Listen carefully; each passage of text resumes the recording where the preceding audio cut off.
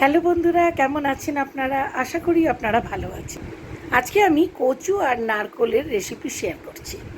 আপনাদের যদি আমার রেসিপি ভালো লাগে তো নিশ্চয়ই লাইক করবেন। এখানে আমি কচুগুলো ভালো করে ধুয়ে নিয়ে নিয়েছি। তার মধ্যে দিচ্ছি নুন, হলুদ, লাল লঙ্কার গুঁড়ো, কাঁচা লঙ্কা কেটে দিয়েছি, তার মধ্যে নারকোল ভালো করে গুঁড়ো করে দিয়েছি আর সর্ষে বাটা, আর তারপরে লাস্টে দিচ্ছি কাঁচা সর্ষের তেল। আর এটা ভালো করে মেখে দিচ্ছি। কচুগুলো যত ভালোভাবে এটা মাখবো অত এর মধ্যে টেস্ট আসবে। এবার মাখা হয়ে গেছে, এর মধ্যে একটু জল দিয়ে সেদ্ধ করতে দিয়ে দিচ্ছি। সেদ্ধ হয়ে গেছে, এবার এটা গা মাখা করে নামাবো। গরম ভাতের সঙ্গে খুব ভালো লাগবে কচু নারকোল বাটা। আর আপনাদের যদি আমার রেসিপি ভালো লাগে তো বন্ধুরা নিশ্চয়ই লাইক করবেন, কমেন্ট করে জানাবেন আমার রেসিপি কেমন লাগছে।